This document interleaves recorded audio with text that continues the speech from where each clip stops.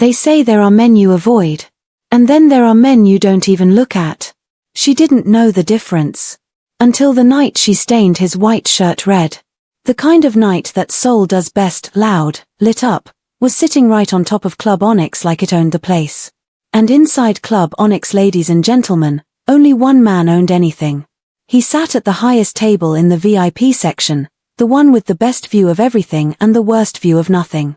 His white shirt was pressed the way expensive things are pressed, sharp, clean, like it had never known a wrinkle in its life and never intended to. His jacket was draped on the back of his chair. One hand held a glass of whiskey. The other hand held nothing, resting on the table like a weapon that didn't need to be drawn to be dangerous. His name was Kang Jisoo. And in Seoul, in the circles that mattered and even in the circles that didn't, that name was not said above a whisper. Around him, his men filled the section like furniture, present, silent, useful. The club pumped music into every corner. Women laughed on the dance floor. Bottles popped at nearby tables. Smoke drifted through the colored lights like it had nowhere better to be. Jisoo watched all of it with the same expression he wore to everything. Nothing. His eyes moved slowly across the room, not searching, not curious. Just watching the way a man watches something that belongs to him. Club Onyx was his. The street outside was his. The 3 blocks around it were his. Most things in this city that were worth owning, Jisoo owned. And the things he didn't own yet were simply things he hadn't gotten around to. He lifted his glass. Took a slow sip. Set it down. Across the floor, a server weaved through the crowd with a tray held carefully in both hands. He didn't notice her yet. She noticed him. Zara had been working at Club Onyx for 7 months and she had learned very quickly that there were 2 rules in this place. Keep the glasses full. And stay away from the VIP section unless you were sent there. She was 23 years old, Nigerian, and somewhere between determined and exhausted on any given night. She had come to Seoul on a plan, save money, send money home, repeat a plan that required her to carry a tray through a loud, smoky club 4 nights a week in shoes that were slowly destroying her feet. Her mother's medication was not cheap. Her younger brother's school fees were not cheap. Nothing about the life she was holding together from across an ocean was cheap. But Zara held it together anyway, the way she held her tray with both hands, carefully, never letting it tip. Tonight was a Friday. The club was packed tighter than usual. Bodies everywhere, elbows everywhere, drunk people making bad decisions in every direction. She moved through the crowd with her tray, 4 glasses of red wine, all full, all steady, heading toward a table near the back of the main floor. She kept her eyes on the glasses the way her mother had always told her to keep her eyes on the road. Watch where you're going, Zara. Don't look around. Watch where you're going. She should have listened. Because she didn't see the man who stumbled backward from the bar. Didn't hear him over the music. Didn't feel him until his full weight hit her from behind, shoulder into her back, and the tray lurched forward and Zara's hands chased it but couldn't catch it, and the world moved in horrible slow motion as 4 glasses of deep red wine lifted off the tray in a perfect arc. And came down. All of it. Every drop. Straight across the white shirt of Kang Jisoo. The music didn't stop. But the VIP section did. Welcome my amazing viewers. If you're already hooked, please like, share and subscribe because this is just the beginning. Every man at that table went completely still. The conversation that had been happening beside Jisoo cut off mid-word. The server 2 tables over froze with a bottle in her hand. Even the smoke in the air seemed to pause. Jisoo sat very still. He looked down at his shirt. The red wine had spread across his chest and down his collar like a wound, dark, vivid, impossible to miss. The most expensive shirt in the room, ruined in a single second. He looked up slowly. And Zara was already on the floor. Both knees on the cold marble. Head bowed so low that her forehead nearly touched the ground. The tray was somewhere beside her, clattering quietly against the floor. Her hands were pressed flat against the marble. I'm sorry, please, it was an accident, please I'm so sorry, forgive me. Her voice was shaking. Her whole body was shaking. Because she worked in this world. She knew whose table she had just ruined. She had heard the stories, the kind that people told in low voices and never finished out loud. Jisoo looked down at her. He didn't shout. He didn't rage. He didn't even raise his voice, because men who raise their voices are men who need to. Jisoo had never needed to. He reached up. And slowly, one button at a time, he began to undo his ruined shirt. The room watched every button. He slid the shirt off his shoulders. His chest, broad, composed, carrying the kind of stillness that lives in men who have never once panicked, was bare now under the club lights. He held the shirt out toward Zara without leaning forward. Held it the way you hold something out to someone who already knows what it means. He said one word. Pay. Zara looked up. She saw the shirt. She saw the label. And her stomach dropped through the floor because she knew that label. She had served enough men in this club to know exactly what that label cost. More than 6 months of her salary. Possibly a full year. Possibly more. Sir, her voice cracked. She steadied it. I can't. I don't have that kind of money. Please, it was an accident, please. I'll pay what I can. I'll work extra shifts, Jisoo tilted his head. Just slightly. Patient the way a wall is patient. If you can't pay, he said, his voice low and even and completely without warmth, you come with me. Tonight. Zara's mouth opened. Nothing came out. She looked around at her manager, who had suddenly found something very interesting to look at on the other side of the room. At the staff nearby, who were all very busy being anywhere else. At Jisoo's men, who were already shifting in their seats, already ready. Nobody in Club Onyx was going to save her. She looked back at Jisoo. Please, don't do this. He looked back at her with the same expression he had worn this entire time. Nothing. Absolute nothing. They walked her toward the exit. And somewhere in that walk, somewhere between the VIP table and the front door, Zara stopped. Turned back. And picked up the ruined shirt from the edge of the table where Jisoo had left it. Nobody told her to. Nobody asked her to. His men looked at each other but said nothing. She folded it over her arm, carefully, neatly, and walked out with it pressed against her chest. Like evidence. Like something she intended to return. Jisoo, already moving ahead, noticed without turning around. He said nothing. The car was black and long and moved through Seoul's Friday night streets like it had somewhere important to be and nothing to apologize for.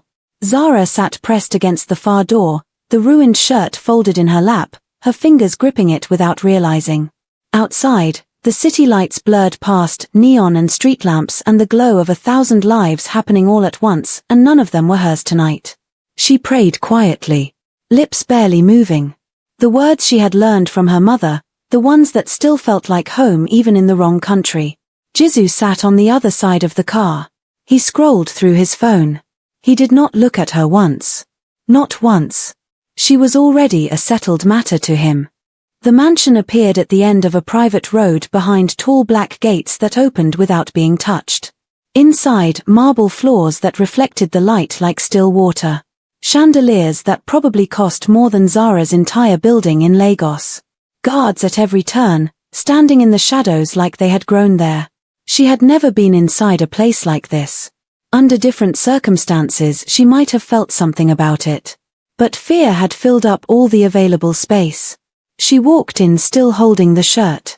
When they reached the bedroom, enormous, dark-walled, a bed that seemed too large to belong to one person, Zara walked to his dresser and set the shirt down on the edge of it.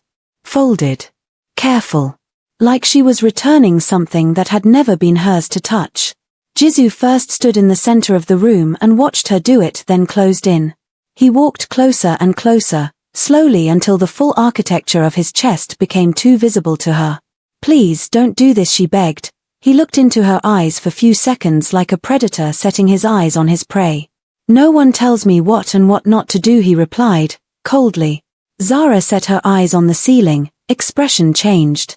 That was the thing she decided. In the moments before everything happened and in the long stretch of time during it, she would keep her eyes on the ceiling.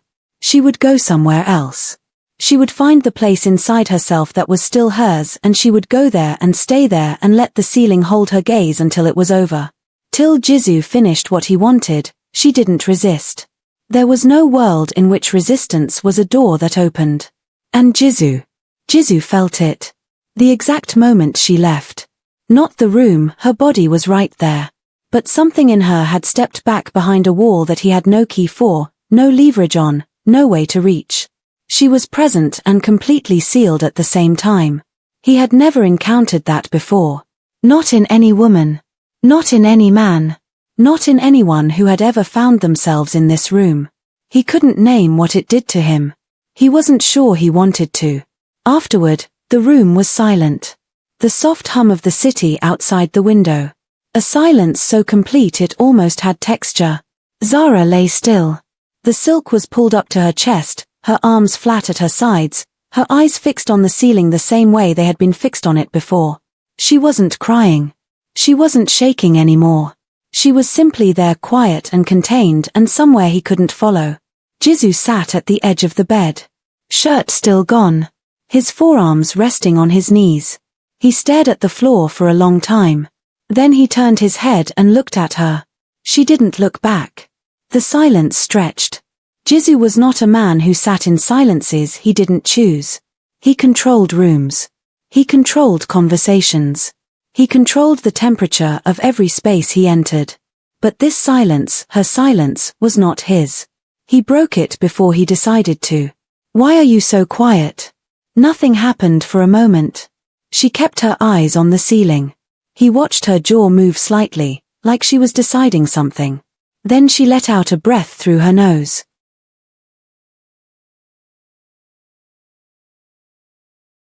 The world doesn't listen to voices. She said it simply, flatly. Not performing pain, not trying to wound him. Just saying a true thing. I was just. She stopped. Something crossed her face, a flicker of something that wasn't quite bitterness and wasn't quite amusement. She almost scoffed. Almost laughed. Her lips pulled in a strange shape, like a woman catching herself on the edge of something dark and finding it almost funny. Stupid. Begging. The half-laugh died. And what replaced it on her face was something else entirely, something quiet and deep and heavy, like a door that had just been shut on a room full of grief. Her expression shifted in a single second from almost funny to something that had no name he could put to it. Jisoo looked at her. He was a man who had sat across tables from murderers and not felt his pulse change. He had looked into the eyes of men begging for their lives and felt nothing move in his chest. But something moved now. He didn't know what to do with that. So he did what he always did with things he didn't understand. He said nothing. He turned away. He sat in the dark while she closed her eyes. He didn't sleep. He sat at the edge of the bed until the city outside the window began to change color, black to dark blue and almost to the first gray of morning, and he watched the ruined shirt on his dresser and thought about a girl who had carried it out of the club herself without being asked to. She was dressed before he registered she was moving. He was still on the bed when Zara came out of the bathroom in her server's uniform, her shoes in her hand. She moved quietly across the room toward the door. Where do you think you're going? His voice came out automatic. Sharp. The voice he used for people who needed to be reminded of something. She stopped. Turned around. And for the first time since this whole night had started, she looked directly at him. Fully. Without flinching, without dropping her eyes, without any of the fear that had been in her face from the moment the wine had left the tray. She looked at him like a woman who had already lost the thing she was most afraid of losing and had discovered, on the other side of it, that she was still standing. You had a shirt, she said. I ruined it. She held his gaze. I had a night. You ruined it. We're even now. Jisoo looked at her for a long moment. Then something shifted in his face, not anger, not amusement. Something colder and more deliberate than both. Even. His voice was quiet. You think I play even? Zara looked at him. 1 second. 2. She turned and walked out. The door didn't slam. It closed with a soft, final click, the kind of sound that is somehow louder than a slam because it means the person on the other side is completely composed. Jisoo sat in the silence she left behind. No woman had ever walked out of this room like that. Not one. Not in all the years this room had existed. He looked at the dresser.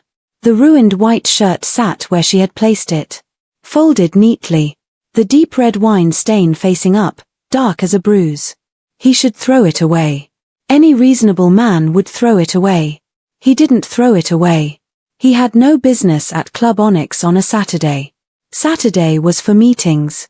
For numbers and territories and the kind of conversations that happened in rooms with no windows. His lieutenants were waiting. There were decisions that needed to be made, signatures that needed to happen, problems that needed his specific kind of solving. But at 10 o'clock that night, Jisoo walked into Club Onyx. He told himself it was routine. Told himself he was checking on the floor, on the staff, on the operation. He told himself this with the confidence of a man who was not yet ready to be honest with himself. He took his table. His usual drink appeared. The club moved around him the way it always did. His eyes moved through the room. He found her before she found him, working the floor on the other side of the main section, tray in both hands, moving more carefully than she had the night before. Hugging the walls. Watching her steps. Because of him. He had put that extra caution in her body and he knew it. Something about knowing that sat in his chest in a way he didn't examine. He watched her work. The way she kept her head down, kept moving, kept doing the job with a kind of quiet determination that had nothing to do with this place and everything to do with something she was carrying that this place had no idea about. She turned. And saw him. Her whole body went still for just 1 second, the tray steady, her feet stopped, her eyes landing on him across the crowded floor with the specific stillness of someone who has just seen a thing they were hoping not to see. Then she steadied herself. Squared her shoulders. And kept moving. She came to the VIP section because it was her job. She set a glass down at the far end of the table without looking directly at his seat. Professional. Contained. Turned to leave. And made the mistake of glancing back. His eyes were already on her. They held 1 second, maybe 2 across the noise and the smoke and the distance between them. His face said nothing. Her face said too much and then immediately tried to say nothing. In the space between one heartbeat and the next, something passed between them that neither of them had asked for and neither of them knew what to do with. She looked away first. Turned and walked back into the crowd. Jisoo watched her go. His jaw tightened once. That was all. 3 tables away, in a section that was close enough to see and far enough to be unremarkable, 2 men sat with drinks they had barely touched. They wore suits that were good but not exceptional. They had the look of men who were used to watching without being watched. One of them had a phone face down on the table. The other had his eyes on the VIP section. "Did you see that?" the first one said quietly. "The server who ruined his shirt yesterday," the second replied. She looked at him. He looked back. They sat with that for a moment. On the surface, nothing. A server glancing at a VIP guest. Happened 100 times a night in a club like this. But these were not men who looked at surfaces. The first man picked up his drink slowly. Keep watching. The days that followed did something to Jisoo that he had no framework for and no patience with. He found himself at Club Onyx on nights that had nothing to do with business. He would finish a meeting, dismiss his men, and then sit in the quiet of his study for 20 minutes, and then he would be in the car. He never decided to go. He was simply going. He didn't approach her. He didn't send anyone to her. He took his table, had his drink, and watched her work the floor with that careful 2-handed grip on her tray, and he sat with the strange, unfamiliar weight of something he could not name and would not yet call what it was. The ruined white shirt was still on his dresser. He had moved it once, picked it up, held it over the waste bin, and then set it back down. He told himself he would deal with it later. He didn't deal with it.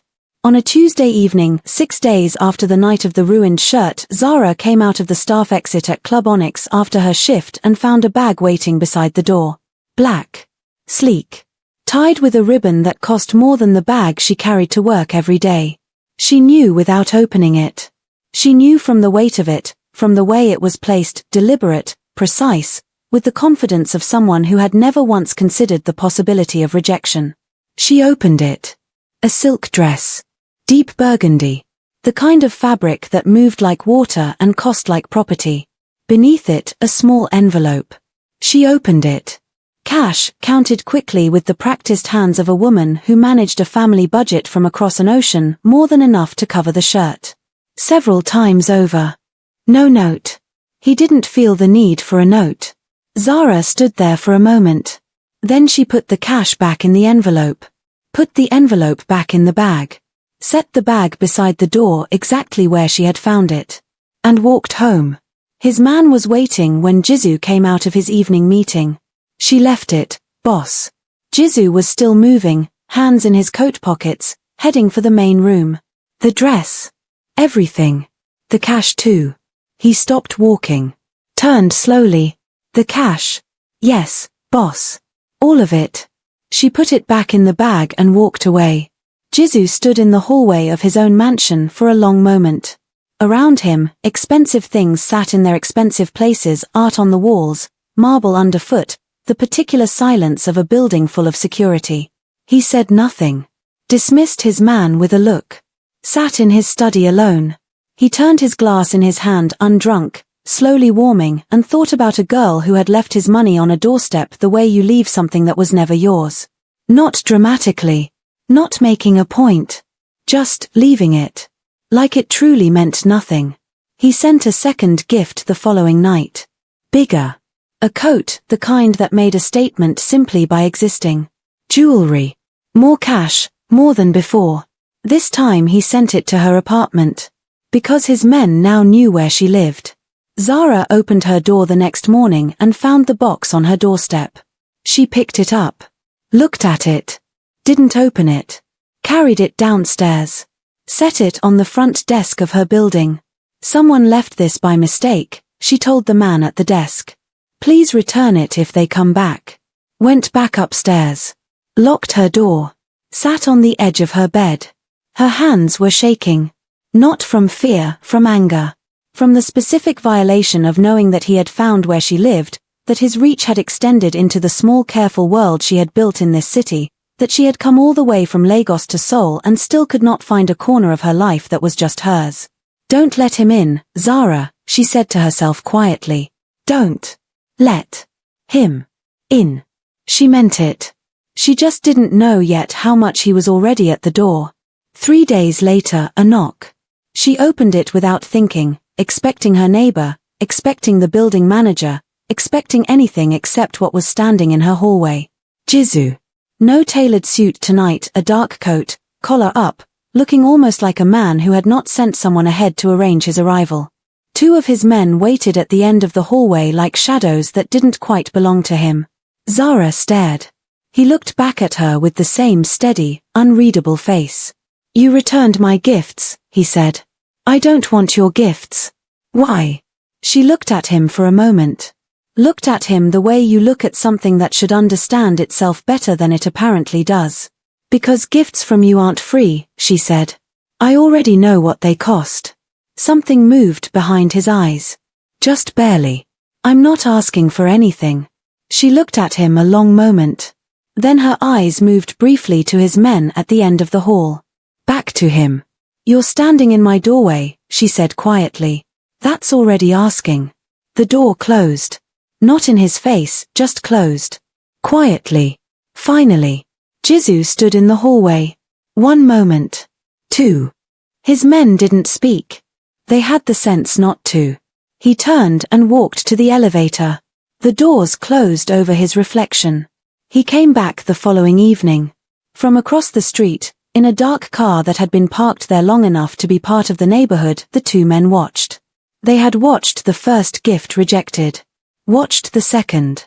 Watched a black car arrive and Kang Jisoo, who did not visit people, who did not present himself at doors, who had never in living memory gone to someone when he could simply send for them, step out and walk into a building to knock on a woman's door. They watched him leave.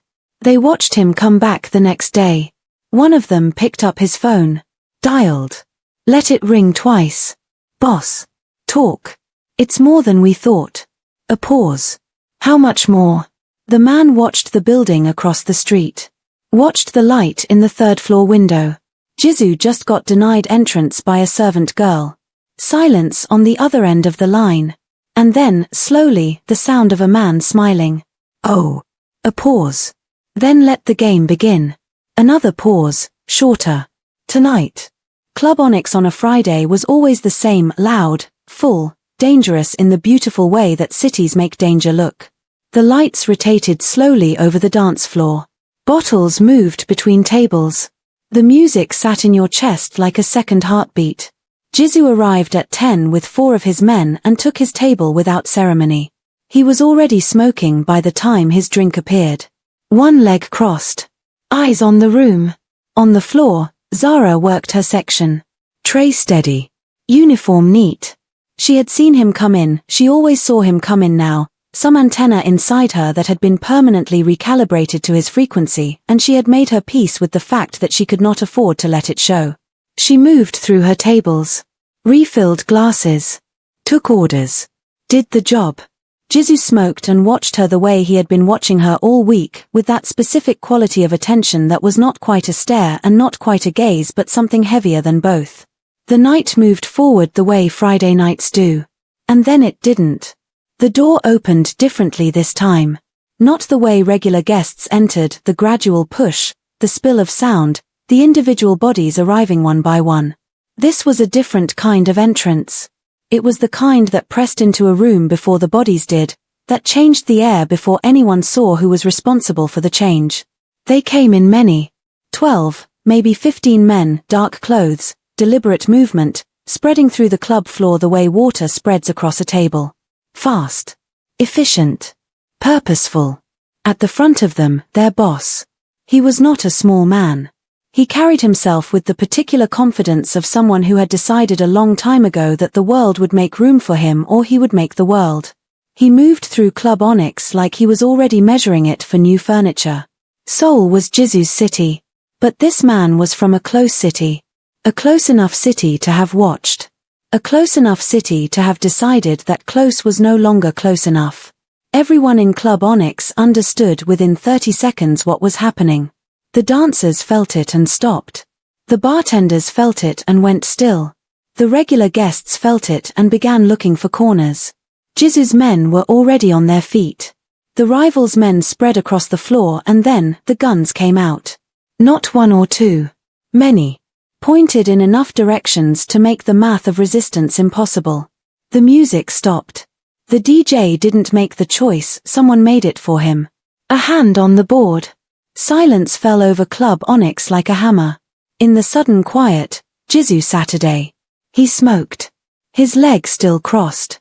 His drink still in front of him. His eyes moving slowly across the room like a man taking inventory of something mildly interesting.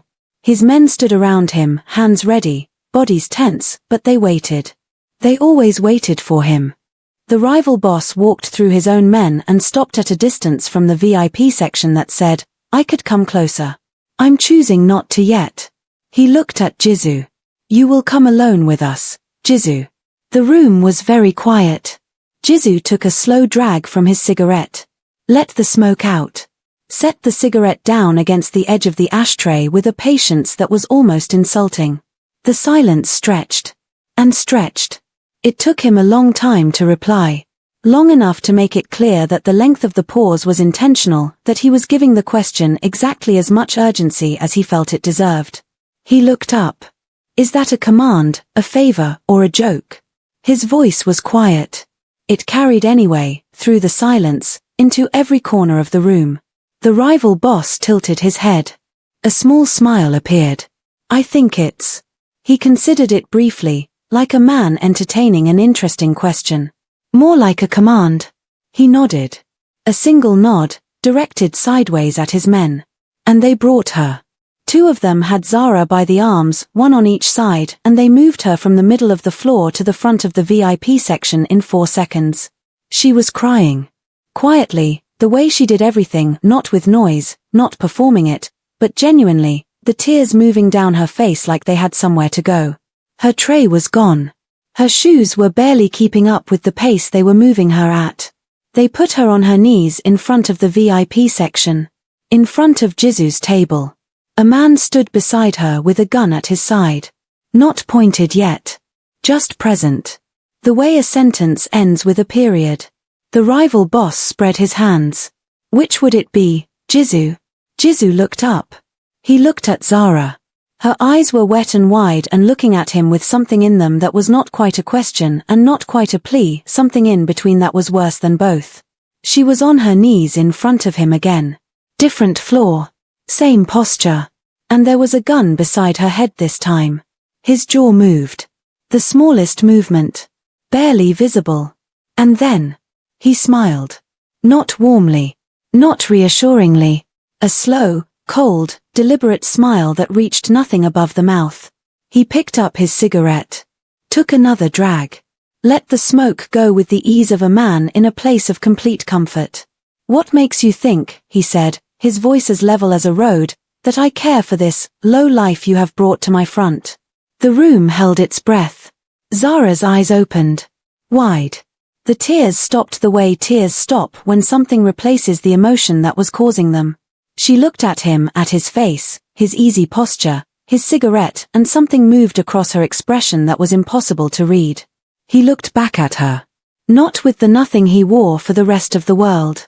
Something else. Something so small and so deliberate and so carefully constructed to look like nothing that only a person who had lain in a room with him in total silence would know to look for it. He held her gaze. Still smoking. Still smiling that cold smile. As if his gaze cost something that no one in this room, not the rival boss, not his men, not the guns pointed in 12 directions, could come close to affording. My amazing viewers. Episode 1 ends here. Do you think Jisoo meant it? Or was he just being who the crowd wants, not falling for the game? Subscribe and watch out for episode 2.